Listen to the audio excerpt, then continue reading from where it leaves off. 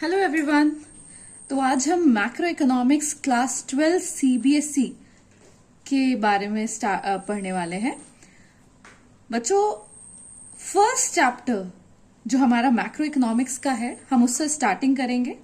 और first chapter में हम क्या क्या पढ़ेंगे कि father of modern macro economics कौन है,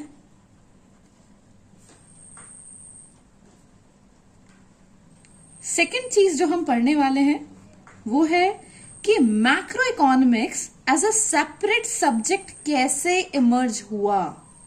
मतलब शुरुआत से ही ये माइक्रो इकोनॉमिक्स का पार्ट था, बट ऐसा क्या हुआ जिसकी वजह से ये as a separate subject emerge हुआ। थर्ड चीज जो हम पढ़ेंगे वो है द ग्रेट डिप्रेशन।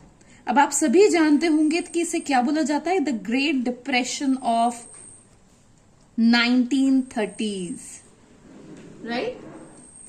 बट आप अगर इसका टेन्योर देखेंगे तो वो 1929 से 1933 तक रहा था।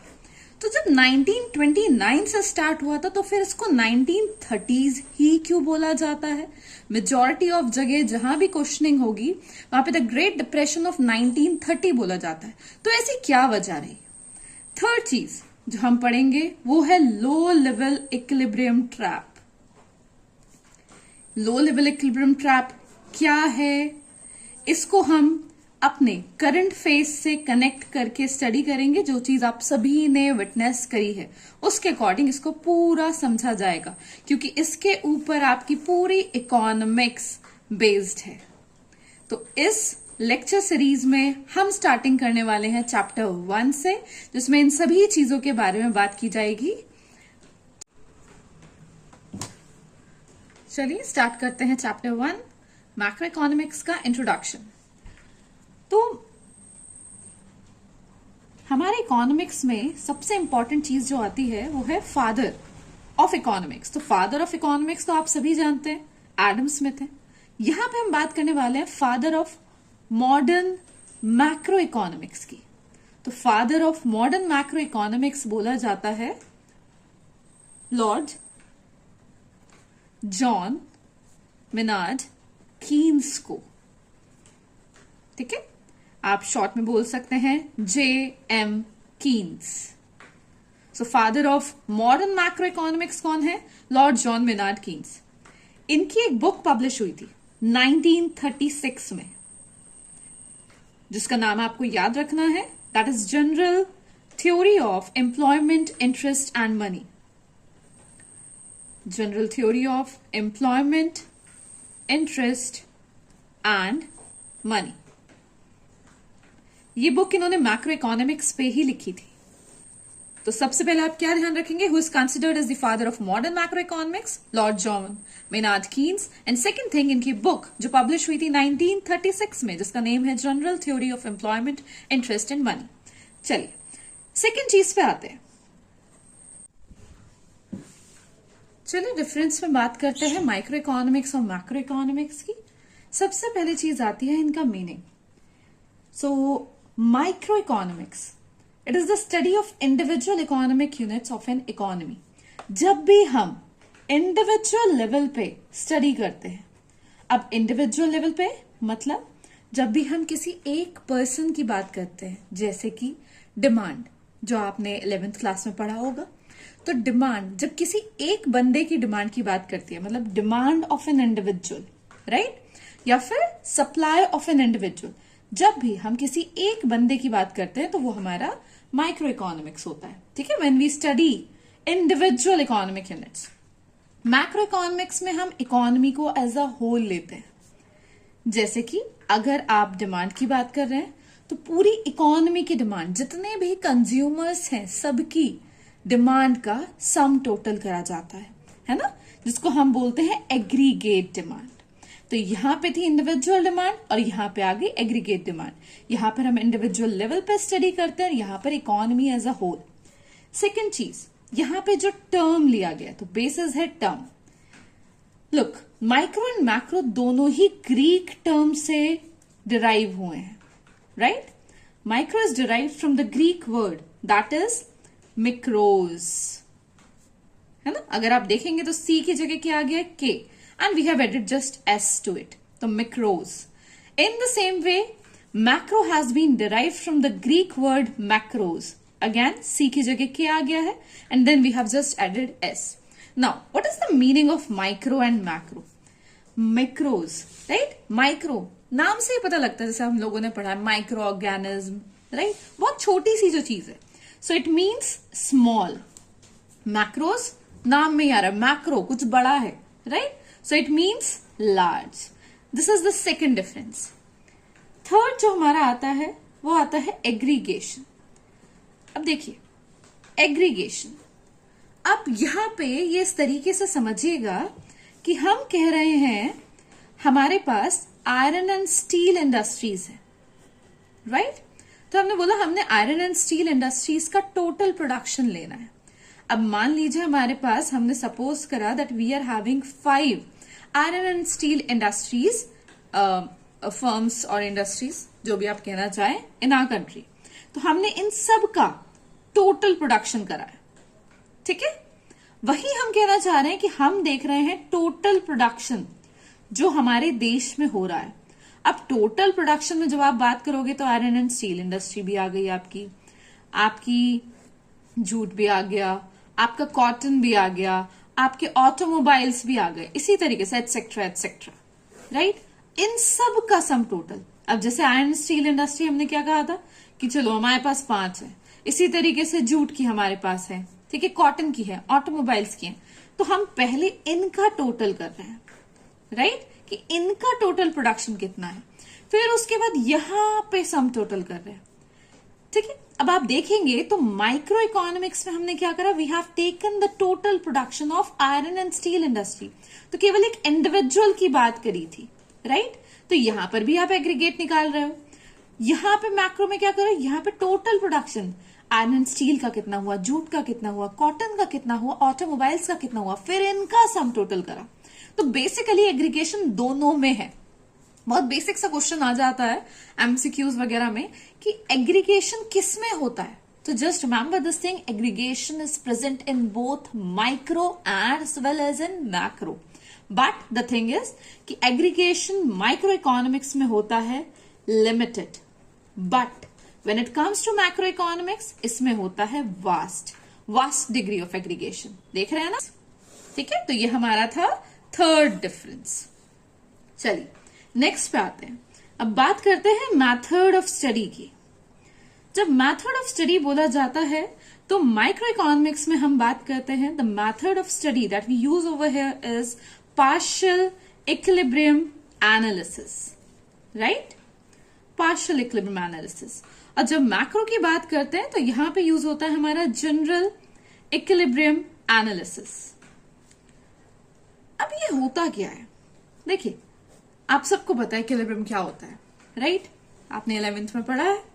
अब हम जब पार्शियल की बात कर रहे हैं, जब भी इक्विलिब्रियम केवल वन मार्केट में हो, when there is equilibrium in single market, एक मार्केट में जब भी इक्विलिब्रियम हो तो वो पार्शियल होता है, और जब सारे मार्केट्स में इक्विलिब्रियम हो तो वो मैक्रो होता है, राइट। अब आप याद कैसे करोगे, देखो हमने यहां पे क्या बात करी, माइक्रो का मीनिंग स्मॉल, ठीक है।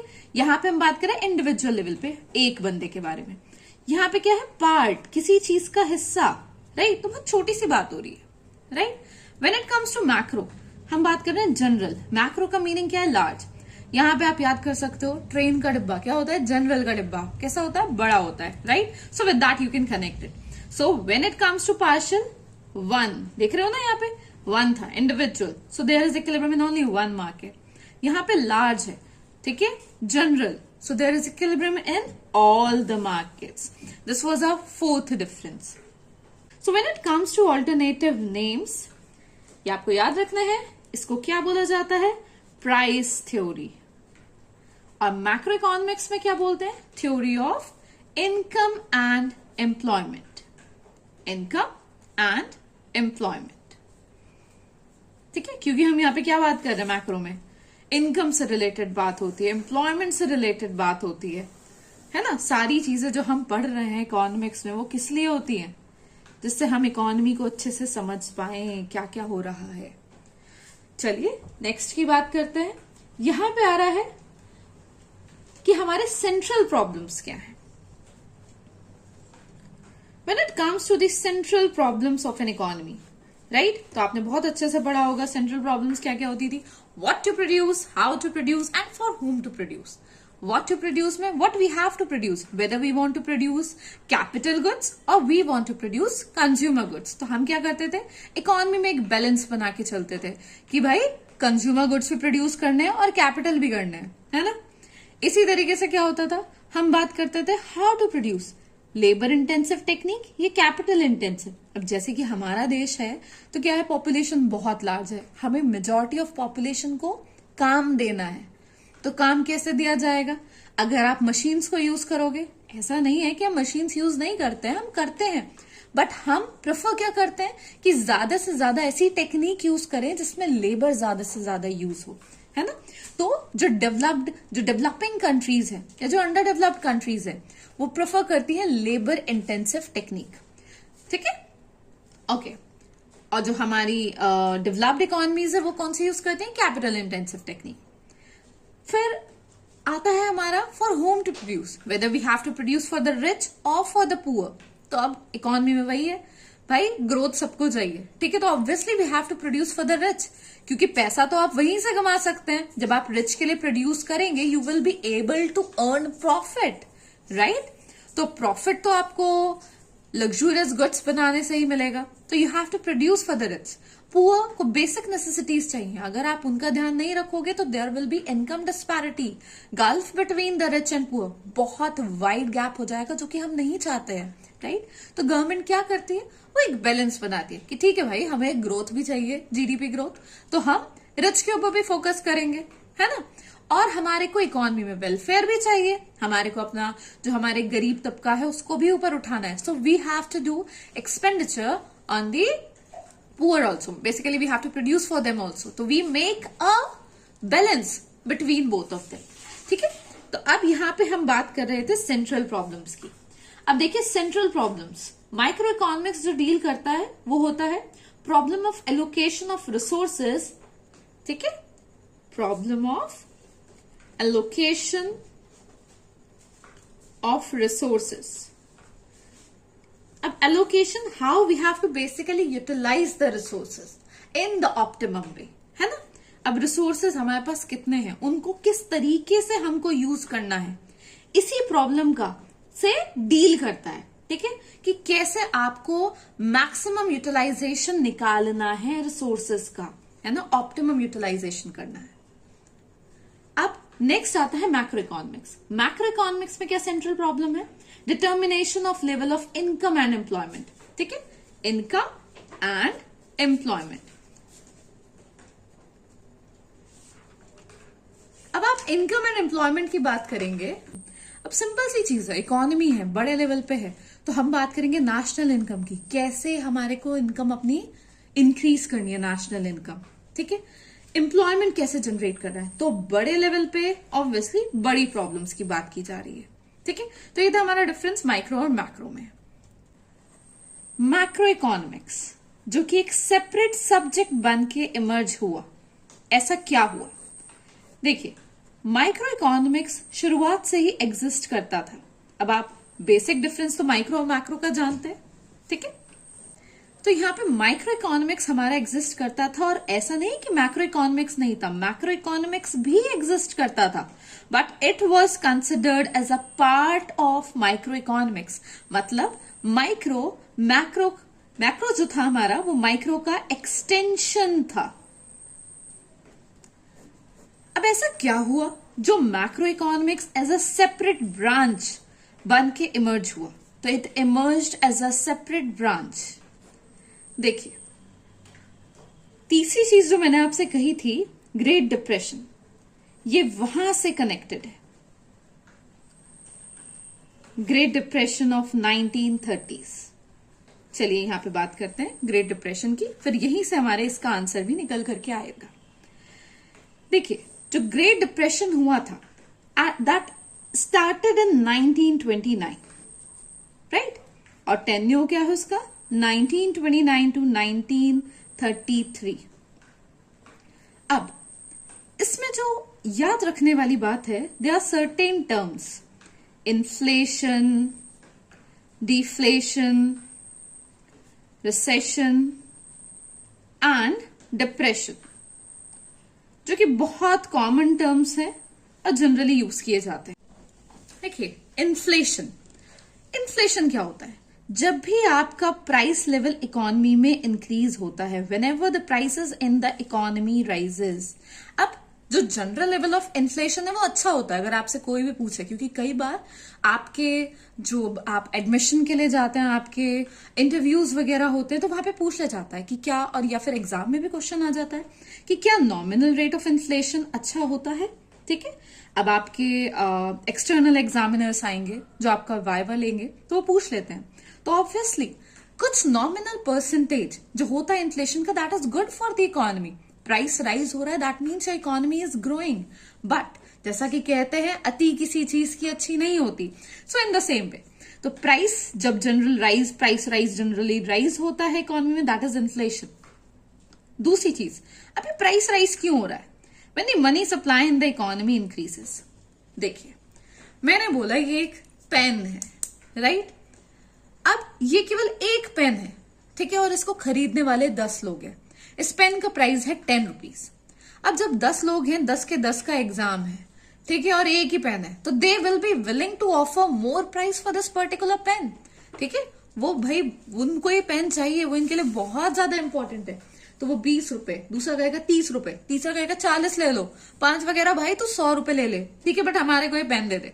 तो क्या है इसका, क्योंकि लिमिटेड सप्लाई है, डिमांड ज्यादा है, तो प्राइस लेवल क्या हो रहा है इकोनॉमी में, बढ़ जा रहा है। ठीक है, दूसरी चीज, मनी सप्लाई हम कह रहे हैं ज्यादा। ऑब्वियसली जब लोगों के पास ज्यादा पैसा होता है, पैसा ज्यादा है, तो they will be creating demand ना। अब मैं कहूं आपके पास 1-1 करोड़ रुपए है, क्या करोगे आप? घर में तो रखोगे नहीं, you will be doing expenditure with that. तो आप खर्च करेंगे, आप ज्यादा डिमांड करेंगे, बट प्रोडक्शन तो लिमिटेड ही है ना? तो जब प्रोडक्शन लिमिटेड है और आप ज्यादा डिमांड क्रिएट कर रहे हैं इकोनॉमी में, तो प्राइस लेवल विल राइज। तो व्हेनेवर प्राइस राइजेस और there is increase in the money supply, that leads to inflation. दूसरा होता है डिफ्लेशन, जब प्राइस कम होता है इकोनॉमी में। ठीक है, मनी सप्लाई कम होती है इकोनॉमी में। मनी सप्लाई मतलब लोगों के पास जो पैसा है वो कम है, ठीक है, और कमोडिटी का प्राइस भी कम है। अब मैंने कहा यही पेन मैंने कहा 1 रुपए का दे रही हूं, लोगों के पास पैसा है ही नहीं, मनी सप्लाई है ही नहीं।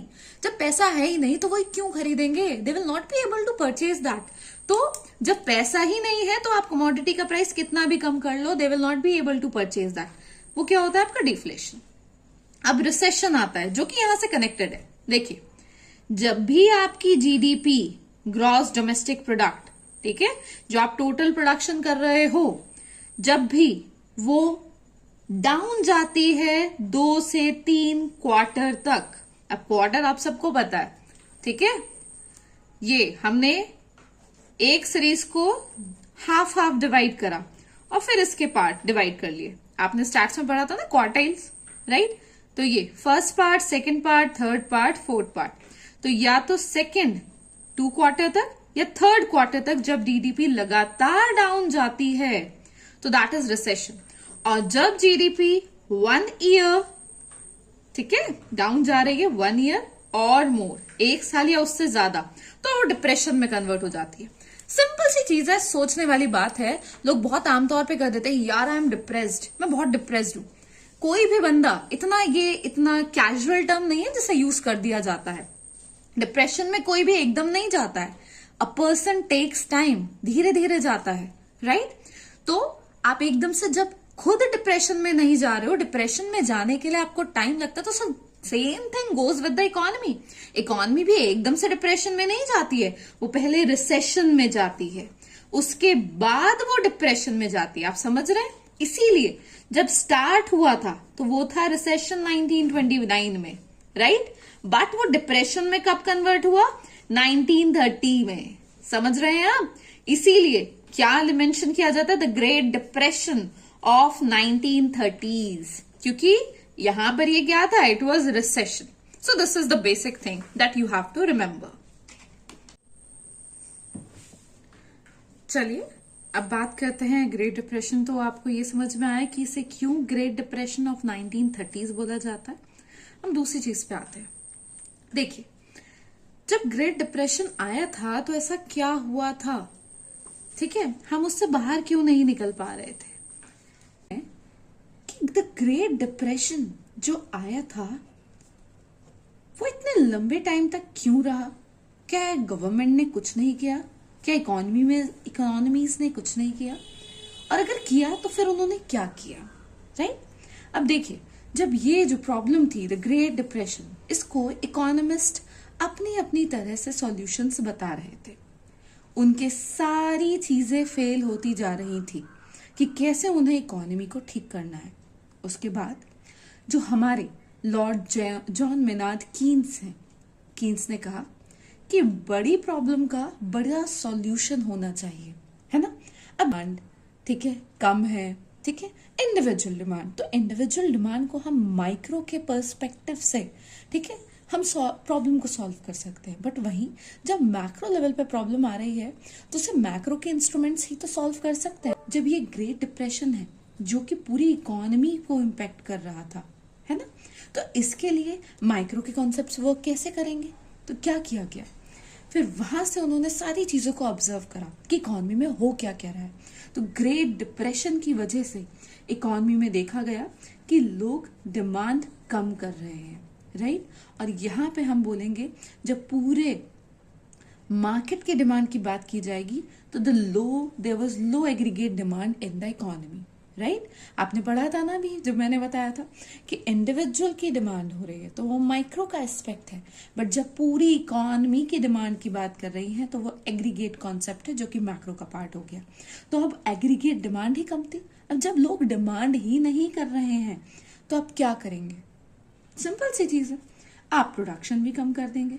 तो इकोनॉमी में प्रोडक्शन को भी कम कर दिया गया। अब जब लोग प्रोडक्शन ही नहीं कर रहे हैं, खुद सोचिए, इंडस्ट्रियलिस्ट ने प्रोडक्शन कम कर दिया तो इट्स ऑब्वियस वो क्या लोगों को नौकरी पे रखेंगे? नहीं। जहां से एम्प्लॉयमेंट पर इम्पैक्ट पड़ा और इकोनॉमी में एम्प्लॉयमेंट को भी कम कर दिया, ठीक है। अब जब लोगों के पास काम नहीं है, नौकरी नहीं है, तो क्या वो कुछ इनकम अर्न करेंगे? Definitely no.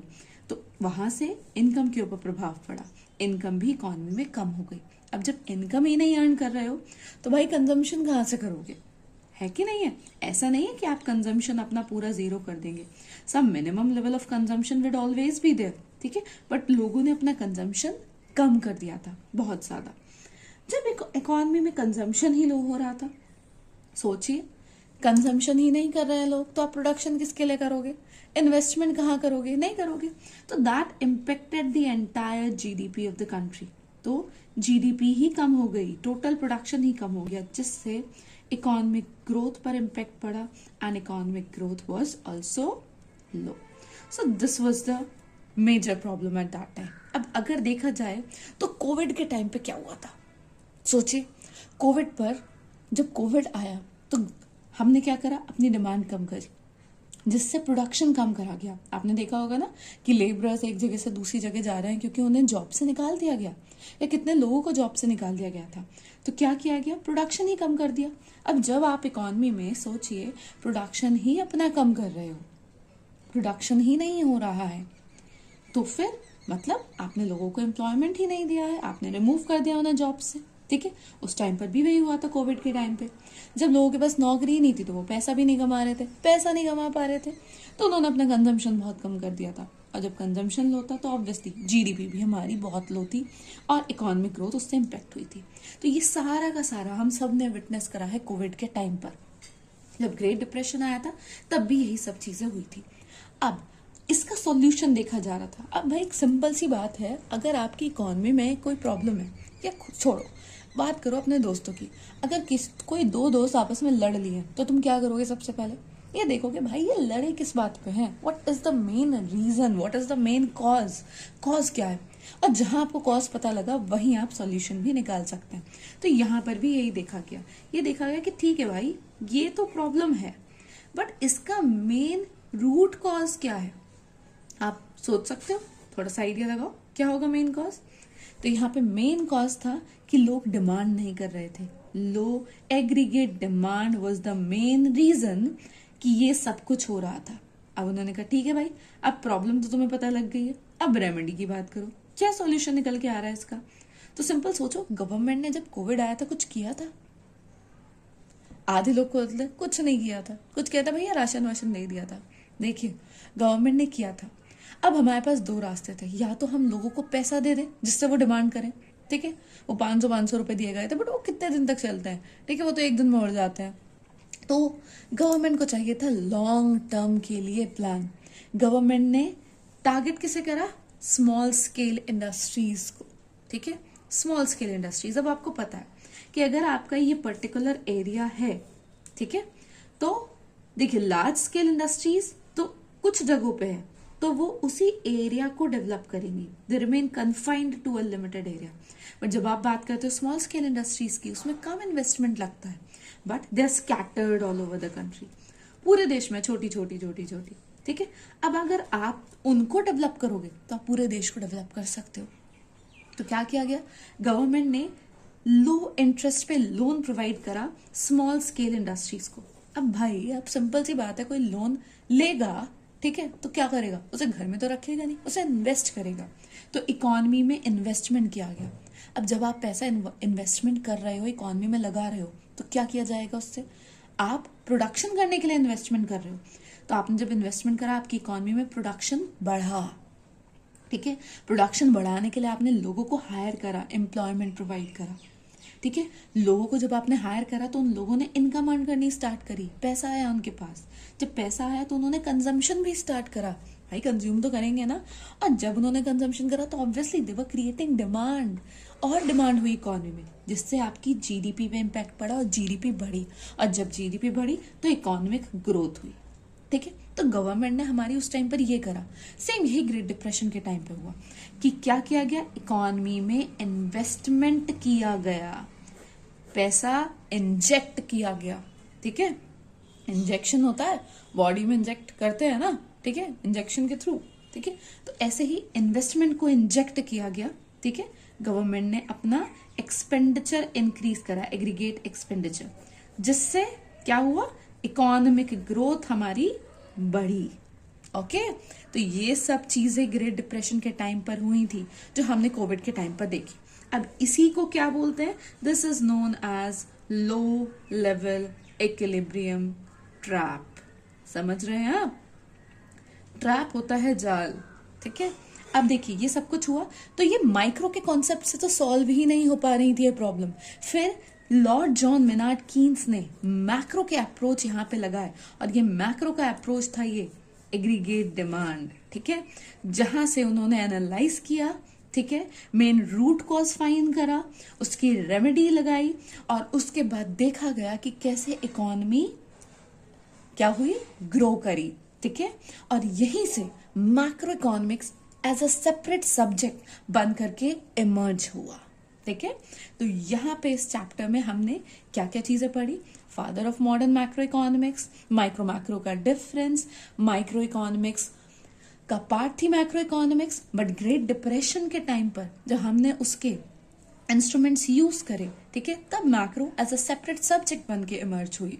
फिर हमने देखा ग्रेट डिप्रेशन को 1929 से 1933 तक रहा, ठीक है, बट 1929 नहीं बोला जाता है। रीजन क्या है? क्योंकि 1929 से 30 तक वो क्या हुआ? रिसेशन से डिप्रेशन में कन्वर्ट हुआ, तो हम बोलते हैं great depression of 1930s। Then हमने लो लेवल इक्विलिब्रियम ट्रैप पढ़ा। अब एक लास्ट चीज जो यहाँ पे रह गई है वो है हमारी माइक्रो मैक्रो पैराडॉक्स। क्या रहा है हमारा? Micro macro paradox. चलिए उसकी बात करते हैं। देखिए, माइक्रो मैक्रो पैराडॉक्स। अब सिंपल सी चीज है, आपको ये ध्यान रखना है कि कुछ चीजें जो माइक्रो लेवल पे सही होती हैं, जरूरी नहीं है कि वो मैक्रो लेवल पे सही हो, ठीक है। सिंपल सी चीज है। अब मैं आपसे कहूं कि आपके रिलेटिव्स आए और वो आपको 500 रुपए पकड़ा के गए, fine, you will be very happy कि भाई 500 रुपए मिला, आज तो पार्टी होगी, है ना, या पार्टी अपना भाई देगा। Okay, that we generally do. Now अब ₹500 हैं, आप क्या करोगे? सोचिए, आपने सोचा कि ना भाई हम किसी पे खर्च नहीं करेंगे, I will be saving this amount. अब जब आपने सेविंग्स करी, आपके घर वाले बहुत खुश होंगे, ठीक है। तो अगर एक इंडिविजुअल सेव कर रहा है, that is good for the economy. आप सोचो, हम कह रहे हैं पूरी इकोनॉमी में जितने लोग हैं सारे के सारे सेविंग्स ही कर रहे हैं। अब भाई जब सारे सेविंग करेंगे तो एक्सपेंडिचर कौन करेगा, इन्वेस्टमेंट कौन करेगा, which is not good for the economy. तो क्या बोला जाता है, माइक्रो लेवल पे ये बात सही है, बट मैक्रो पे ये गलत है। एक सिंपल सी चीज, मान लीजिए पोटैटो है, ठीक है, आलू, या फिर आप शुगर केन ले लीजिए, ठीक है। क्या किया गया, सारे फार्मर्स ने सोचा कि भाई पहले एक फार्मर ने देखा वो पोटैटो या शुगर केन ग्रो कर रहा था, तो वहां से बहुत ज्यादा उसको प्रॉफिट हो रहा था, ठीक है, दैट वाज प्रॉफिटेबल, भाई बहुत अच्छी बात है। बट क्या हुआ, और सारे फार्मर्स ने देखा कि भाई ये तो जो है प्रोडक्शन कर रहा है, इसको इतना प्रॉफिट हो रहा है, तो सारे के जितने फार्मर्स थे सबने क्या करा, भाई पोटैटो और जो शुगर केन ही हम ग्रो करेंगे, सबने वही ग्रो करना स्टार्ट कर दिया। अब आप सोचिए, जब सप्लाई ज्यादा हो गई डिमांड से, तो क्या आपको उतना प्रॉफिट मिलेगा? नहीं। तो माइक्रो लेवल पे अगर लिमिटेड लोग उस चीज को ग्रो कर रहे हैं तो it's good for the economy, but when every person in the economy started growing, ठीक है, every farmer in the economy started growing, तो वो क्या हुआ, वो प्रॉब्लम क्रिएट हो गई, सप्लाई ज्यादा हो गई डिमांड से, जिससे आपको प्रॉफिट नहीं मिलेगा। तो this is known as micro macro paradox. Thank you.